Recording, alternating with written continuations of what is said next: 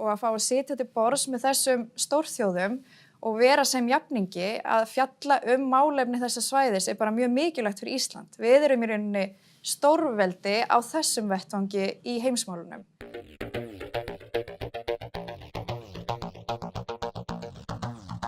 Verkefni Landhelgisgæslunnar eru margbreytileg. Hún sinnir meðal annars öryggis- og löggæslu ásamt eftirliti á hafinu. Gæslan hefur víðtækt leitar- og björgunarhlutverk á landi, við loftför og við sjófarendur. En hver er björgunargeta okkar? Hvert er æskilegt viðbúnaðarstig vegna leitar og björgunar? Ef bjarga þetta hundruðum manna víður norðurslóða betra að hafa mannafla og tæki. Höfum við það? Hvað þarf að gera til að koma á fót fjölþjóðlegri björgunar- og viðbragðsþjónustu á Íslandi fyrir norðurslóðir? Til að ræða þetta hingað komin Sóley Kaldal sem sérfræðingur í áhættugreiningum og norðurslóðamálum hjá Landhelgisgæslu Íslands.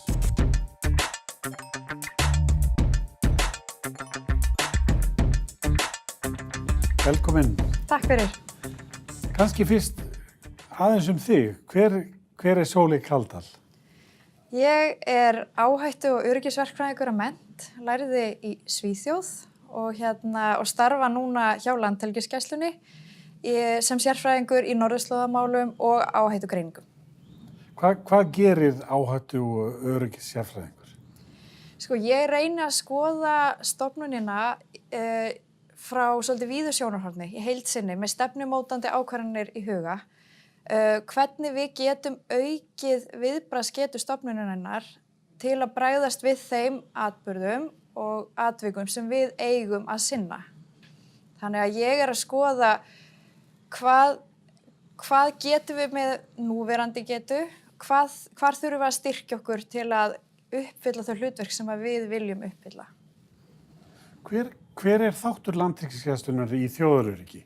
Og kannski, hvað það sem ógnar þjóðaröryggi?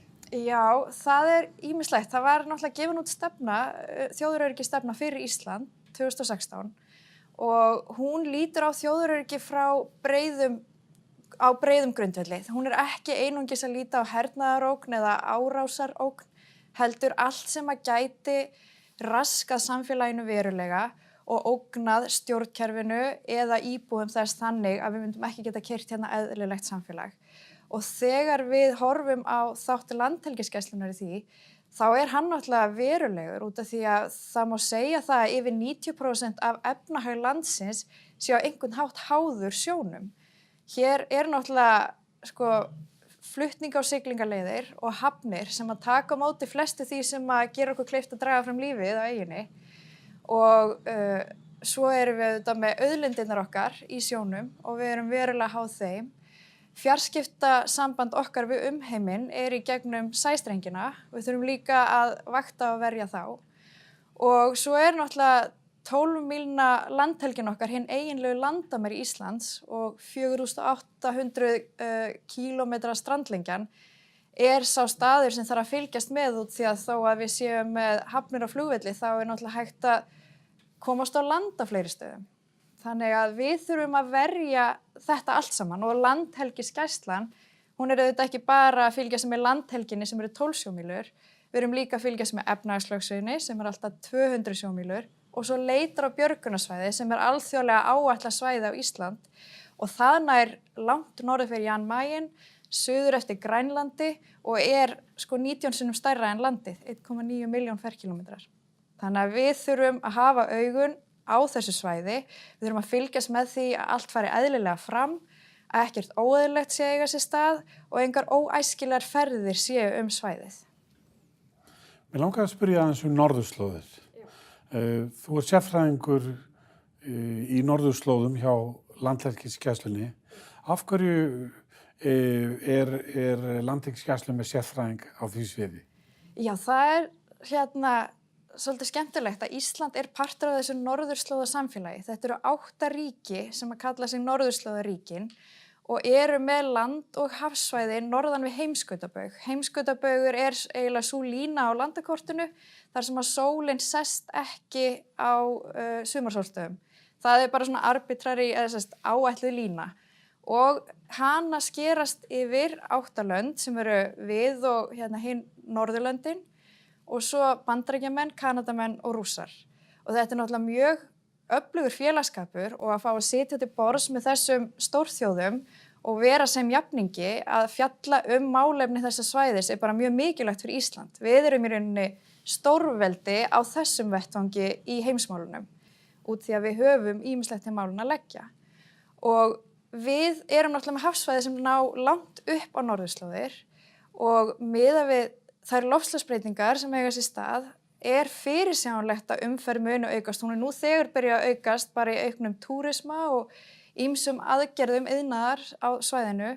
Hún mun jafnvel aukast enn frekar eftir því sem þetta svæði verður bara aðgengilegra manninum. Þetta hefur náttúrulega verið svæði sem vakti engan sérstakan áhuga fyrir einhverjum áratugum síðan þegar allt var frosið fast.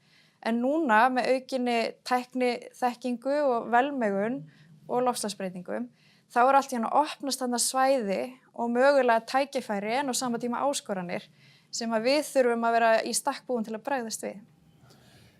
Ég tók eftir því í skýrslu frá innanríkisráðuneytinu 2016 þá það sem fjallaði einmitt þetta atriði áfallaþol varðandi skemmtiferðaskip og fleira í þeim dúr. Þá sagt að áfallaþoli sé verulega ábótavant. Nú eru við að taka inn, á síðasta ári við erum að taka 16 milljarða í tekjur, segja menn. Það eru 140.000 eða 150.000 ferðamenn að koma með skemmtiferðaskipin til Reykjavíkur, 120.000 til Akureyrar á síðasta ári. Erum við nægilega undir þetta búin? Sko, það eiginlega vandinn sá að ekkert af þessum 8 norðurslóðaríkjum tilbúið til að segja að það hafi fulla getu til að bregðast við á norðurslóðum. Norðurslóðir eru náttúrulega alveg sérstaklega erfiður staður fyrir alla og þá erum við náttúrulega að tala stórveldi eins og Rússland og Bandaríkin sem segjast heldur ekki að hafa fulla getu, jafnvel. Við erum náttúrulega að eiga við óvenjulega mikið myrkur, erfið veður, heimsmet í ölduhæð, pólstorma sem að skella á með engum fyrirvara og svo framvegis.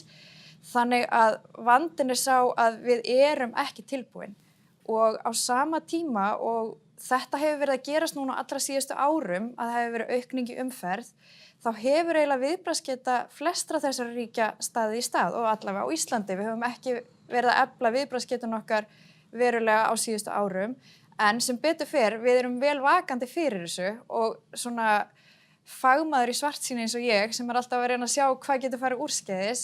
Við erum mörg þannig inni hjá Gæslunni, veljum okkur þennan vettvang út því að við höfum áhyggjur af því sem koma skal og viljum vera tilbúin. Þannig að við erum búin að vera í góðu samstarfi við okkar ráðuneyti til að benda á þennan skort sem við stöndum frammi fyrir og það sem betur fyrir nú þegar hafin vinna við að styrkja Gæsluna. Við erum náttúrulega með Þór, mjög öflugt varðskip og ætlum og komum til með að hafa flugvélin okkar meira á landinu á næstu misserum og svo erum við að fara að fá nýjar þyrlur. En betur má ef duga skal og það ekki út af því að Ísland sé ykkur eftirbátur, það bara út af því að þetta risavaxið verkefni fyrir hvaða þjóð sem að bregðast við ef að skemmtiferðaskipi hlekkist á norðurslóðum. Þannig í dag, ef að skemmtiferðaskipi hlekkist á, segjum út af Vestfjörðum, þá eru ekki aðstöðu til að Nei, sem betur fer þá erum við í mjög öflugu samstarfi við nágrannaþjóðir okkar og í þessu norðurslóðasamstarfi, bæði gegnum Norðurskautsráðið og þar eru bindandi samningar þar sem að við munum og erum skuldbundin til að hjálpa hvert öðru ef að vandi steðjar að, en líka í gegnum samtök strandgæslna á norðurslóðum. Þar erum við árlega með æfingar þar sem við förum yfir þessi mál, en eins og það var þarna Viking Sky atvik núna í lok mars í Noregi. Þeir sem betur fer í því tilviki þá verður skipið vélarvana og það byrjar að reka í 8 landi og þeir senda Mayday tilkynningu klukkan 2 eftirmiddag. Þeir ná að draga það frá skeri innan við 5 mínútum áður en það steytir á og ná að draga þá skipið aftur út á nægilegt dýpi og tekst það nóttina, þá voru þeir búnir að hefja þá þegar stanslausa þyrlubjörgun. Þeir voru held ég með 3 þyrlur bara í keðju og þeir kom ekki fleiri þyrlum að bara vegna veðursaðstæðna. Þannig að þó að hafi verið fleiri þyrlur aðgengilegar, þá voru það aðeins þessar sem gátu bjargað og það voru 1300 manns um borð og þarna tæpum 12 tímum síðar þeir eru bara búin að bjarga 200 með þyrlu. Þannig að sér ennþá um borð rúmlega 1000 manns. Ef að skipið hefði steytt á skerinu, þá hefði þetta orðið þeim ofviða. Það alveg ljóst. Þannig að þarna var heppni sem spilaði inn í. Það sama upp á teiningnum ef að slíkt gerist vestur af Íslandi. Við höfum okkar 3 þyrlur og undir slíkum kringustæðum myndum við vonandi geta mannað þær. En svo ekki svo margt annað að spila. Varðskipið okkar myndi að sjálfsögðu stíma á staðinn og þau skip sem að tilfallandi eru á svæðinu. Þá getur hjálpað til aukin umferð skemmtiferðaskipa. Ef það annað skemmtiferðaskip tiltölulega nálægt, þá eru þau jafnvel besti staðurinn til að bjarga fólki um borð og þar eru þau með mat og sjúkraaðstöðu og annað slíkt. En þarna mjög stór óvissuþáttur og áhættusérfræðingar vilja ekki hafa stóra óvissuþætti. Það mjög óþægilegt og það heldur fyrir okkur vöku.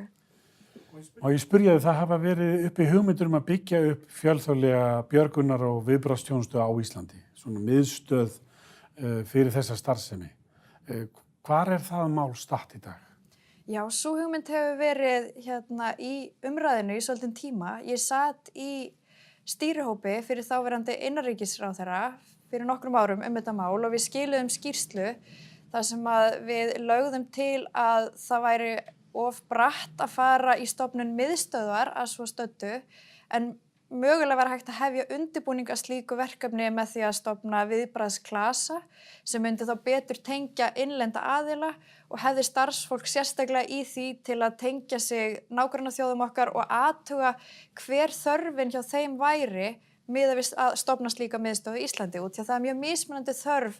Danir og Norðmenn myndu líta á þetta á einn hátt og Bandaríkjamenn og Kanadamenn jafnvel á annan. En það alveg þess virði að kanna þá. Við höfum orðið vör við það hjá Gæslunni, við erum í miklu norðurslóðasamstarfi, að það kjósa flestir að halda fundi og að koma saman á Íslandi. Það þýðir 1 flug fyrir flestar þjóðir og það mjög gott og æskilegt að vera hér. Við erum í rauninni hliðið inn á norðurskautinu. Ef einhver ætlar að sigla inn á norðurskauti þá það hérna upp úr Norður-Atlantshafinu og fram hjá Íslandi. Þannig að þessi hugmynd, þetta góð hugmynd og það þarf að kanna betur hvort það sé forsenda fyrir henni. En hins vegar þá varð ljóst að þessar vinnu stýrihópsins að öll norðurslóðaríkin eru að berjast í bökkum við að halda ásættanlegri getu á sínum eigin svæðum og eru þess vegna ekki aflögu fær að svo stöddu að hafa hérna búnað eða starfsfólk með fasta viðveru. En það má alveg vinna í kringum það með því að hafa einhvers konar róteringu, hafa tímabundna viðveru, hafa sameiginlegar æfingar.